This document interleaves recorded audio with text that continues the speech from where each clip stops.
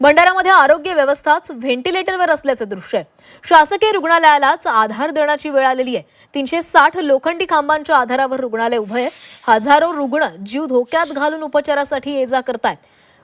45 वर्ष जुन्या इमारतीला गळती लागलेली असून इमारतीची प्रचंड दुरवस्था झालेली आहे. रुग्णालयाच्या या परिस्थितीवर नाना पटोले यांनीही सरकारवर निशाणा साधलाय. रुग्णालयाची इमारत जर लोखंडी खांबांच्या आधारावर उभी असेल तर ही दुर्दैवी बाब असल्याचं त्यांनी म्हटलंय. सांगण्याचे तात्पर्य म्हणजे या जनरल हॉस्पिटलला बरेच वर्ष झालेले आहेत आणि याच्या ऑडिट होती की नाही होत हा खूप मोठा प्रश्न आहे. आता जवळपास 400 ते 300 जवळपास इथं टेकू लावून रुग्णालयांचा जीव धोक्यामध्ये आहे.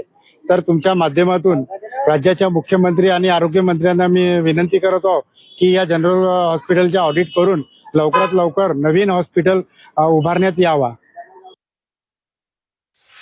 आरोग्य व्यवस्थाच आजारी आहे आणि त्याच्यामुळे भंडारा शहरातलं जिल्हा रुग्णालय त्याला टेकण्या लावून त्या हॉस्पिटल आता चालतंय.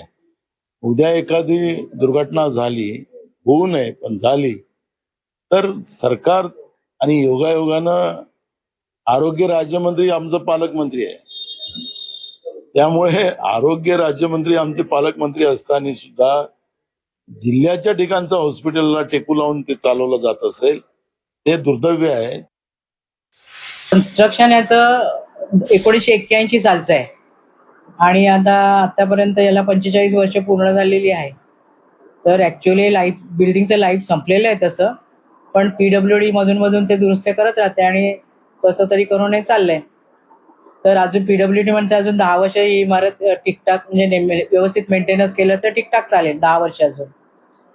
आणि त्यांच्याकडे शॉर्टेज ऑफ फंड आहे, DPDCचे फंड त्यांना मिळाले तर बरं होईल असं म्हणतात ते इथले ज्युनियर इंजिनियर.